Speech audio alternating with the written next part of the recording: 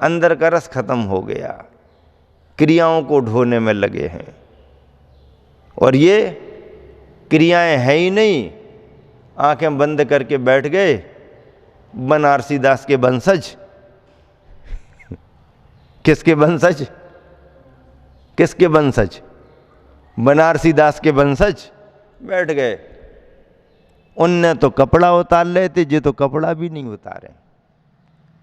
ये बात अलग है कि कपड़ा भी उतारे थे तो दरवाजे बंद करके सांकल लगा के बैठे थे।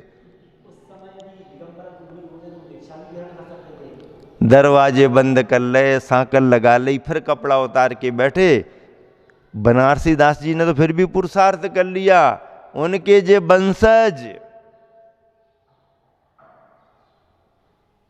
ज्ञान बिना रट निश्चय निश्चय निश्चयवादी भी डूबे, क्रियाकलापी भी ये डूबे डूबे संयम से उबे। प्रमत्त बनकर कर्म न करते, प्रमत्त बनकर कर्म न करते, अकंप निश्चल शैल रहे, आत्म ध्यान में लीन किंतु मुनि, तीन लोक पर तैर रहे। आत्म ध्यान में लीन किंतु मुनि, तीन लोक पर तैर रहे। ज्ञान बिना रट निश्चय निश्चय निश्चयवादी भी डूबे, क्रियाकलापी भी ये डूबे डूबे संयम से उबे। प्रमत्त बनकर कर्म न करते, ध्यान से सुनो, हाँ स्वाध्यायी लोग सुनो, व्यवहारी लोग सुनो। प्रमत्त बनकर कर्म न करते, अकंप निश्चल शैल रहे, आत्म ध्यान में लीन किंतु मुनि, तीन लोक पर तैर रहे। समयसार ग्रंथ में आचार्य प्रवर कुंद कुंद स्वामी एक क्रम को बना करके चल रहे हैं। पीठिका अधिकार में 14 गाथाएं रखी। वैसे देखें तो 14 गाथाओं में ही समयसार का सार आ गया। अध्यात्म प्रधान ग्रंथ है, नए विवक्षाओं से चर्चा होती है, इसलिए विस्तार दिया गया है। अगले में 9 पदार्थ कथन के रूप में एक गाथा रखी है। अगला क्रम जीवाधिकार का है। मूल में जीवाधिकार में 28 गाथाएं रखी गई हैं, किंतु मैंने उसमें से 14 गाथाओं को चुना है। आजीवाधिकार में 30 गाथाएं रखी गई हैं, उसमें से 7 गाथाओं को चुना है। अगले अधिकार में कर्तृकर्म अधिकार है, अगला अधिकार, उसमें 78 गाथाएं लिखी गई हैं, पर यहाँ पर मैंने समयसार सार के रूप में उस अधिकार में से 28 गाथाओं का चयन किया है। ऐसे कर्ता कर्म अधिकार के आखिरी कथन में, जबकि आचार्य प्रवर कुंद कुंद स्वामी ने ये कह दिया, नए पक्खा तिक्कन तो भनी दो जो सो समय सारो, एक ही लाइन पर्याप्त है। समय सार के सार को बतलाने वाली एक ही लाइन पर्याप्त है। नए पक्खा तिक्कन तो भनी दो जो सो समय सारो। और सच, और ये बात सच है कि जब तक विचारक और साधक नए के पक्षपात से ऊपर नहीं उठेगा, नए के पक्षपात से जब तक साधक और विचारक ऊपर नहीं उठेगा, वह समय सार का अनुभव कर नहीं सकता, समय सार का अनुभव कर नहीं सकता। क्योंकि जहां तक नयों की विवक्षा है, वहां तक समय सार की चर्चा तो हो सकती है, समय सार का अनुभव नहीं। समय सार का अनुभव तो वहां है जहां पर चर्चाओं को विश्राम मिले, और चर्चाएं तब तक नहीं होती हैं जब तक कि नए विवक्षा का सहारा न लिया जाए। शादवाद जिसे कहा जाता है, वह कहने की पद्धति ही तो है। कहने का ढंग ही तो है। वस्तु अनेकांतात्मक है। वस्तु कैसी है? अनेकांतात्मक। अनेकांत का अर्थ क्या होता है? अनेक अंत। अंत का अर्थ क्या होता है? धर्म। अंत का अर्थ क्या होता है संस्कृत में? धर्म। एक ही वस्तु में अनेक धर्म हैं। अनेके अंते। एक ही वस्तु में अनेक धर्म हैं, इसका नाम है अनेकांत। ऐसी अनेकांतात्मक वस्तु की जिस भाषा से व्याख्या होती है, क्या? ऐसी अनेकांतात्मक वस्तु की जिस भाषा से व्याख्या होती है, उस भाषा को हम स्यादवाद कहते हैं। स्यादवाद कहने की पद्धति है, कथन का ढंग है, और अनेकांत वस्तु का धर्म है, वस्तु का स्वभाव है। एक ही वस्तु में अनेक धर्म समाये हुए हैं। जैसे मान लो मैंने कहा कि नींबू। अब नींबू के बारे में यदि चर्चा करें तो आपसे पूछे नींबू कैसा है, बताओ नींबू कैसा है? नींबू पीला है। तो आपने कहा नींबू पीला है,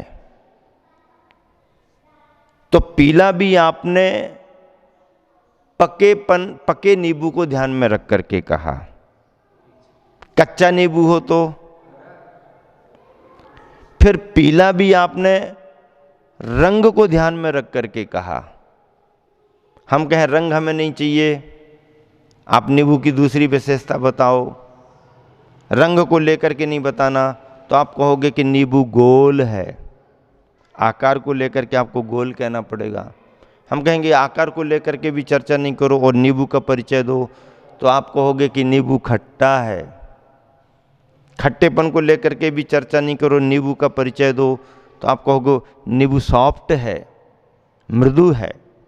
कितनी बातें कर दी आपने, कितनी बातें कर दी। अब सामने वाला असमंजस में पड़ गया कि भैया बता क्या रहे तुम, नींबू की एक बात तो बताओ जिसको हम पक्की धारणा बना लें, नींबू कैसा है। तो आप कहोगे कि नींबू तो ऐसा ही है, ऐसा ही है नींबू, लेकिन अपेक्षा लगा करके हमें कहना पड़ेगा, इस अपेक्षा से, इस अपेक्षा से, इस अपेक्षा से, इस अपेक्षा से। जिनकी आंखें नहीं हैं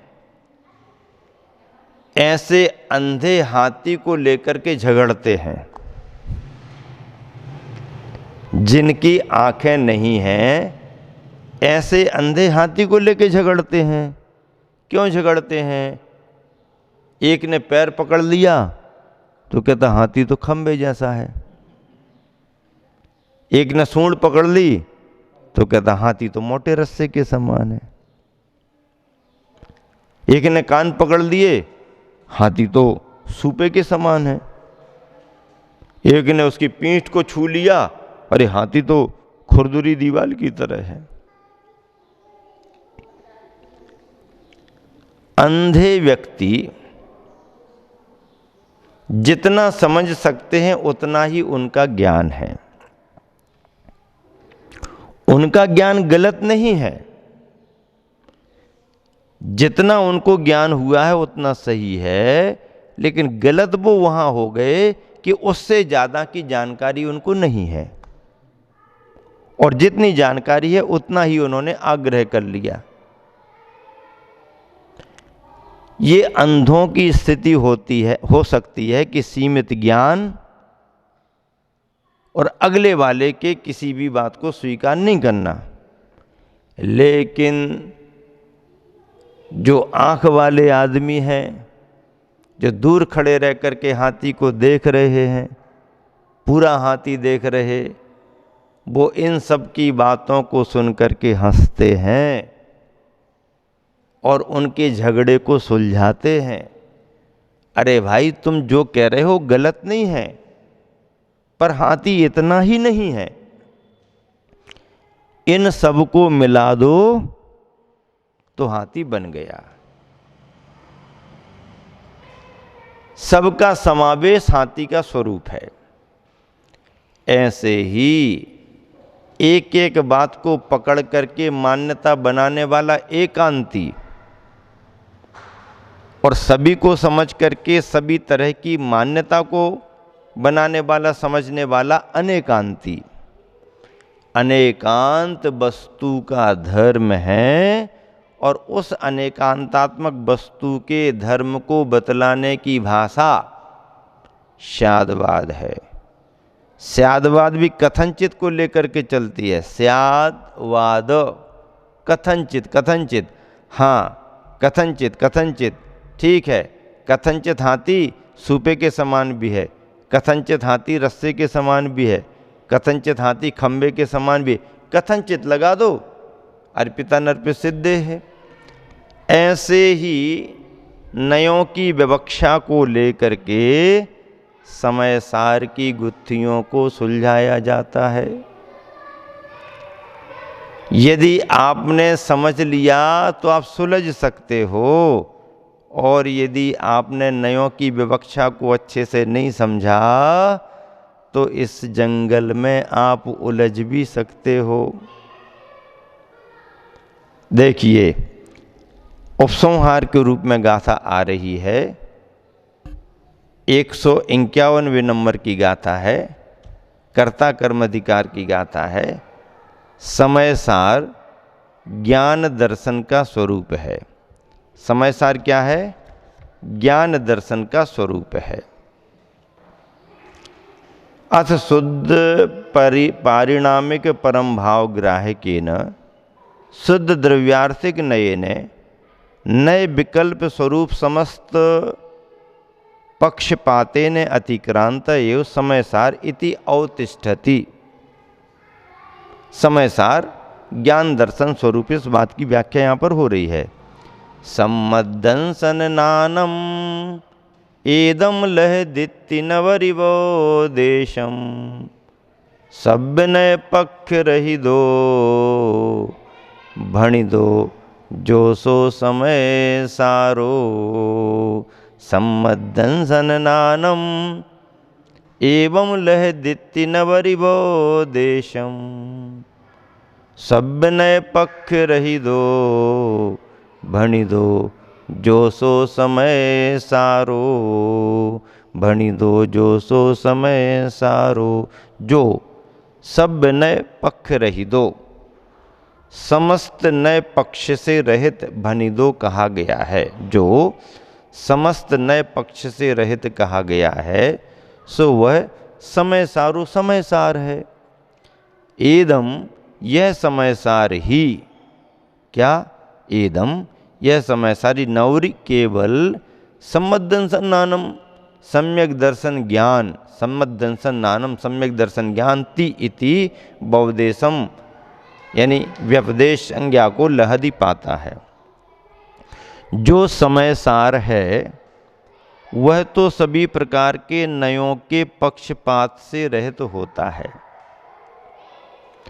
उस समय सार को यदि किसी दूसरे शब्द से कहा जा सकता है तो वास्तव में सम्यक दर्शन और सम्यक ज्ञान शब्द द्वारा कहा जा सकता है।